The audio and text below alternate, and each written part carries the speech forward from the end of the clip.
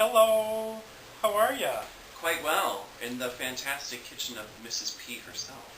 You know, we had to do the kitchen, didn't we? Because the other room just wasn't working right for us. Yeah, it's kind of sketch. And of course, I've got a glass of Merlot, which is never too far away. Well, and that's because you call yourself who? The Irish drunk. Oh, really? Yeah. But only like 90% of the time. The other 10% I'm either sleeping or giving a blowjob. A blowjob? Are you good at giving head? That's what I've heard. I mean, you can never really gauge yourself. Okay. Because I can't perform that. Some people can, I'm told. Yeah, it's autofellatio. Autofellatio. Do you think maybe we should do a show on that? We certainly could. I think that we'll have to keep the video camera involved, though. Because just on a podcast, it may be a little awkward. Who's with who? Who's with themselves? I was more thinking about talking about what it is and how people can... that kind of... Yeah, I wasn't necessarily thinking about filming autofellatio. Sorry. However... Mind in the gutter. Well, you know, you are drinking some Merlot this afternoon. This afternoon, that's right. It's about 3:30 in the afternoon. How much time between rounds of Merlot? Bottles or glasses? Bottles. Because I usually go in bottles. Okay. Well, a bigger bottle like this one, maybe an hour, which isn't too bad, you know. You don't have any Jack, do you? I don't have any Jack, no, but I understand that there's an interesting story. Yeah. Didn't you just recently... Yeah, no, you're close with your family, right? Yeah, I was talking to my mom the other day on the phone. Such a good old Irish boy. Yeah, the whole family are, we're Irish, and we have a bit of a history of drinking. It goes way back. And, so my mom was saying, as part of her casual phone conversation, so what are you drinking these days, Erin? And I said, I switched from the gin and tonic to the Jack and Coke. And she says, oh, I'm so proud of you. You know, your sister, she drinks Captain Morgan. And that was the extent of the conversation, where it got kind of awkward after that. Because she was judging your sister. She was Openly in judging front of my you. sister. Parents should know better than to do that. Yeah. 2 marriages, and she's drinking Captain Morgan. Oh, disown her. The end of the family is end. drawing nigh. That is it. Honestly. Oh, no. I was just regaling the story about how I've switched from the gin and tonic to the Jack and Coke. and you suddenly told me that Brooke, of course, was drinking Captain Morgan, and she is the shame of the family. Forever and ever. I swear to God, that makes great dinner conversation, Mom.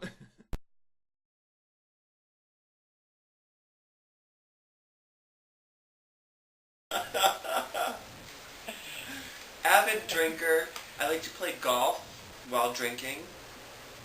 I also like to take road trips while not drinking. Well, you're playing golf while drinking, and you're not driving a golf cart, are you? You can drive a golf cart while you're drinking. Have you ever driven into the drink? No. In the little ponds No. or anything like that? No. Never gotten... No. You've never been stuck in a sand trap? However, it is fun to golf and drink with a group of men who haven't golfed before, because once you've kind of got them loosened up a little bit, you take them to the ball washers. It's kind of hard to get them to actually straddle it, but once they do, they come out slicker than shit. Believe me. I usually just let fish go belly up. I have a problem with fish. They either commit suicide on my watch, or they just don't survive. Now, how does a fish commit suicide? Well, I used to have a lot of betta fish in college, because, when you're living by yourself and you're lonely in college, you get fish. It's the thing to do. And generally, through the night, either it would get too warm or too hot, and the fish would literally, jump out of their bowl and commit suicide. They liked you that much. I think they were trying to tell me something. And I went into therapy soon after that, for beta murder. What did you go to school for? I went to school for, what didn't I go to school for, honestly? I was a theater and dance major and picked up a Russian studies minor. Oh, I thought you were going to say you picked up a Russian ballet star or something like that. No, I didn't pick up any Alexandres or Mikhails on the way. None of those. I went to a Norwegian college, so it was a little more white bread. What did they teach you for dance? Clogging? Clogging, a lot of clogging. There was also some Norwegian folk dance.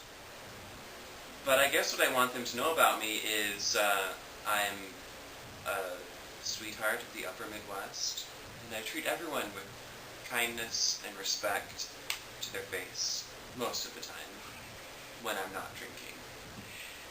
And I think that does it. I hear tell that you're a pretty good cook too. Well, Mrs. P, I don't think anyone can outdo you. But I will say, and you can attest to the dinner that I cooked last night. It was amazing. That it was pretty good. But I do say so myself. Oh, those Brussels sprouts. Brussels sprouts. It's like the unknown vegetable that can actually be quite delicious. Well, and who knew that you could steam them in butter? Butter makes everything better. Just ask Paula Deen.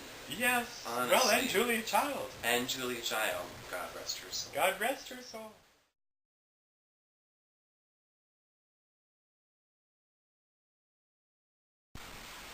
Oh, Aaron, would you just do me a favor and sing that song again? Oh, sure. When larks in the meadow sing, will you?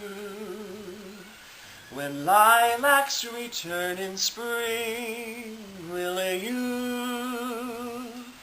When clouds of a summer storm dissolve and starlight shimmers through, will you? You know, the November shows, we're having a special filming. We're gonna actually videotape the November shows for LDA. We're gonna have a whole cast. It's gonna be a cast holiday party where we have turkey and all the fixins. And oh dear! I'm maybe just so tickled that you're gonna be a part of LDA. As am I, quite tickled. Now I understand. Now you won't let me link to it yet, but you have a YouTube. I have a YouTube. I'm a mildly successful YouTube. I wouldn't say star, but I am the upper Midwest sweetheart, as noted by the Rochester Post Bulletin. I don't know if you know that. I won't give anything away. They'll have to hunt for it. They'll have to get a hold of us. Absolutely. Yes. And where can they get a hold of us, Mrs. P? They can get a hold of, well, the most direct way to get a hold of us is mrspederson@gmail.com. We'll take requests there. And MRSP. Peterson with a D, not Peterson with a T. This is correct. It's Pete is in pediatrician, not pet is in pedestrian. That's what... we won't even go there. How many times do you say that a day? Unfortunately, not necessarily every day, but several times. Oh, yes, I'm sure you have several suitors a day who are trying to get your contact information. Don't be bashful. They have to have more money than what they're currently bringing to the table. And again, that number, folks, is 25 grand in your savings account minimum. and promise for a lot more where that came from. Honestly. Yes.